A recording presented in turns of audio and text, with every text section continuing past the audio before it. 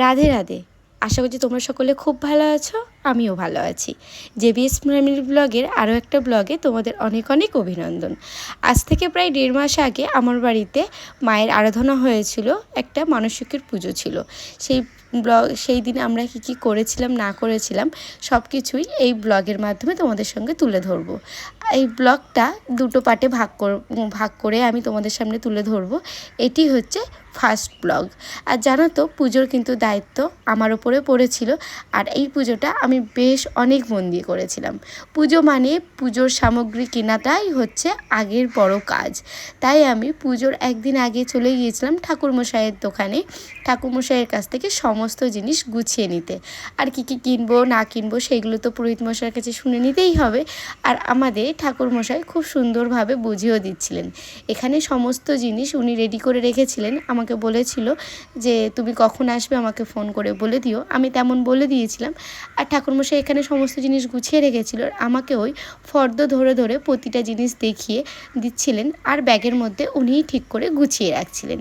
সমস্ত জিনিস আমার নেওয়া হয়ে গিয়েছে। আর ঠাকুরমশাইয়ের কাছ থেকে বাদবাকি জিনিসগুলো বুঝে নিচ্ছিলাম।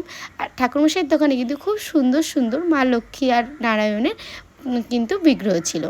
পরের দিন সন্ধেবেলায় চলে গিয়েছিলাম মুদিখানার দোকানে, কারণ সমস্ত রান্নার জিনিস, আরও বাড়িতে যেসব আত্মীয় স্বজনরা আসবে তাদের জন্য জলখাবারের বা খাবারের জিনিসগুলো আনতে হবে। তাই মুদিখানার দোকান থেকে সমস্ত বাজার নিয়ে এসে সেইগুলোই গুছিয়ে রাখছিলাম ঘরে। আর দাদা আমাদেরকে একটু সাহায্য করছিল। সমস্তটা তোমাদের সাথে শেয়ার করেছি। দেখো আজকের কর্মসূচি এইটাই। পিছনে দেখো সমস্ত প্যান্ডেলের মাল চলে এসেছে, এদিকেই প্যান্ডেল হচ্ছে। আর দুপুরবেলা খাওয়া দাওয়া হয়ে গেছে। আমিও একটু দেখতে এলাম কত দূর কী কাজকর্ম, অবস্থা দেখো তার। চলো এরপরে কী হচ্ছে না আছে তোমাদের সঙ্গে অবশ্যই দেখাচ্ছি। শুধু নিজে প্যান্ডেল হয়নি, উপরেও প্যান্ডেল করা হয়েছে। এই দেখো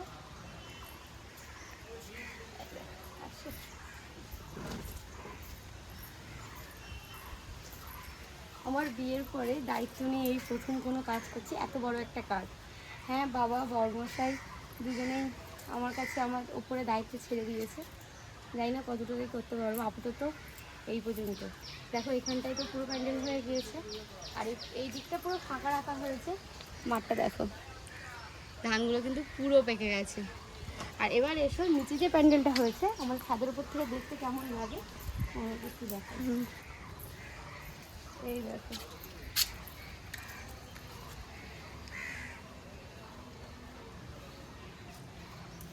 দেখলে উপরে আর নিচ দুটো প্যান্ডেল আপাতত হয়েছে, কিন্তু আরও অনেক কিছু বাকি আছে। ওইটুকানি হয়েছে। চলো আস্তে আস্তে দেখাচ্ছি আরও কিছু হচ্ছে। ওই আমার এক বন্ধুকে বলেছিলাম কিছু সবজি বাজার করে এনে দিতে, মানে হাট থেকে সে বাজারগুলো করে এনে দিচ্ছে। ও আসবে বলেছিল। চলো দেখি। ওই দেখো আমার ছেলের অবস্থা দেখো, সে সামনে আগে চলে গেছে। গাড়ি এসছে কি দেখো, আসতে সাবধানে। এসছে কই?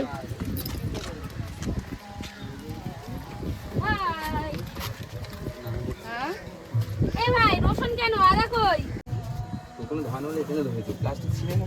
হ্যাঁ, আমার রসুনের গাড়ির ভিতরে যাবে, দিয়ে আসবি না? এখানে গাড়ি আবার কেউ বলবো না তো। কে বলবে রে? এই দেখো বাবা কি ভারী। চলো নিয়ে যাই এখন।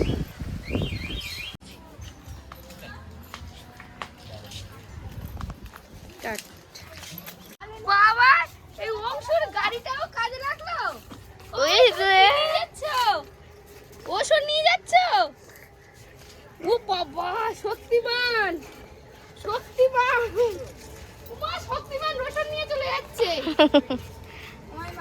চলো সমস্ত কাজ সেরে আমরা চলে গিয়েছিলাম ক্যানিংয়ে, কারণ পুজোর ফুলগুলো নেওয়া হয়েছিল ক্যানিং থেকে। রাত পোহালেই পুজো হবে কিনা সেই রকমভাবে বিকালে তো আগের দিন পুজোর ফুলটা নিতে হবে, তাই দাদাকে সেইভাবেই অর্ডারটা দিয়ে দিচ্ছিলাম। কী ফুল লাগবে না লাগবে দাদা এখানে সবগুলো লিখে নিচ্ছিল। ফুলের দোকানে অ্যাডভান্স দেওয়া কমপ্লিট। এবারে দেখো যে ট্রেনটা এসেছি সেই ট্রেনটাই ব্যাক করছি। এই দেখো ট্রেন দাঁড়িয়ে আছে। আর এই আমার দুই সখী, আরও দুটো সখী বাড়ি রয়েছে। চলো এবার ট্রেনে উঠে পড়ি। দশকর্মার বাজার তো সেরেছি, সঙ্গে ফুলের বাজারটাও সেরেছি, এবার করতে হবে ফলের বাজার।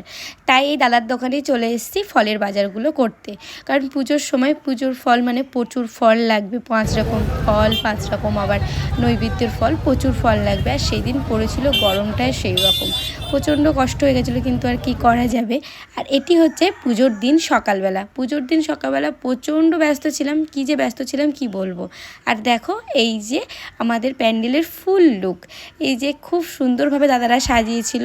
আর লাইট লাগানোর পরে কেমন লাগবে লাইট টাইট দিয়ে সাজালে, সেটাও তোমাদের সঙ্গে আমি অবশ্যই তুলে ধরবো। আর কেমন লাগছে এই ঠাকুর বসানোর পুরো জায়গাটা অবশ্যই কিন্তু আমাকে কমেন্টে জানাতে তোমরা ভুলো না। আর এইদিকে দেখো আমার ঠাকুর ঘরটাকেও সাজিয়েছিলাম এইভাবে। আর কি জানি না, আমার এখন ঠিক মনে পড়ছে না বাবার সাথে কি ব্যাপার নিয়ে আমার কথা হচ্ছে। তোমরা তো সকলেই জানো আমার একটি গোপাল আছে, ছোট্ট গোপাল আছে। আর সে বাড়ির পুজো যতই কাজ থাকুক না কেন, গোপালের তো খাওয়া তো দিতেই হবে, আর সঙ্গে ঠাকুর ঘরের কাজও সারতে হবে। আমি সেদিন সকাল সকাল উঠে ঠাকুর ঘরের সমস্ত কাজ করে নিয়েছিলাম। আর তারপরেই দেখো ওপরে একটু এসেছিলাম, দেখছিলাম যে এখানকার প্যান্ডেল কত দূর। সমস্ত প্যান্ডেলটা খুব সুন্দর করে ডেকোরেশন করা হয়েছিল, জানি না কেমন হয়েছিল, তোমরা কিন্তু অবশ্যই জানিও যে আমাদের প্যান্ডেলটা কেমন হয়েছিল। চলো এবার তো আরও পুজোর অনেক কাজ আছে, জানোই তো পুজোর বাড়ি মানে প্রচুর কাজ, তোমাদের সঙ্গে একে একে শেয়ার করি। আমার সঙ্গে সঙ্গে আমার ননদের মেয়েরাও সাহায্য করছিল, এখানে বেলপাতা গোছানো হচ্ছিল। আর আমি বসে ওই যে পুজোতে যত মাটি জিনিসপত্র লাগবে সেইগুলোর ওপরে একটু ওই আলপনা করে দিচ্ছিলাম, কারণ দেখতে বেশ সুন্দর লাগবে। আর মাটির জিনিসের ওপরে সুন্দর করে আলপনা করলে দেখতে কিন্তু মন্দ লাগে না। আমি খুব একটা ভালো পারি না, ওই যেমনটা পারি তেমনটাই ভাবে সাজাচ্ছিলাম। আর এখানে দেখো এই বেলপাতাগুলোকে সুন্দরভাবে আমার ওই এক ননদের দিদির মেয়ে গুছিয়ে দিচ্ছিল, সঙ্গে চন্দন বাটাও চলছিল। আর আমাদের কিন্তু প্রচুর বেলপাতা লাগতো, তাই সেই বেলপাতাগুলো কিছু কিছু বেলপাতা গোনাও ছিল, আর কিছু কিছু বেলপাতা বেছে বেছে গুছিয়ে রাখা হচ্ছিল। এবার করব আমি আখষষ্ঠী, যেটা মায়ের বরণের সময় অবশ্যই লাগবে। আর তার জন্য আমি কিছুটা ময়দা নিয়ে এবার আখষষ্ঠীটা করে নেব।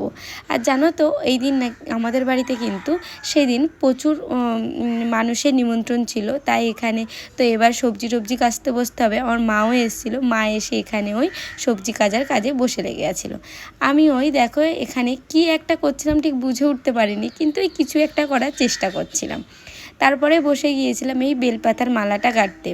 ঠাকুরমশাই বলে দিয়েছিলেন যে 101টা বেলপাতা দিয়ে মালা গাঁথতে হবে, তাই আমি এখানে বসে গেছিলাম মালা গাঁথতে। আর এখানে অনেকে মিলে প্রায় 3-4 জন মিলে, সেখানে আমার বড়মশাই, আমার মা, পিসি শাশুড়ি সবাই ছিল, ওনারা সবাই মিলেই সবজিগুলো কেটে দিচ্ছিল।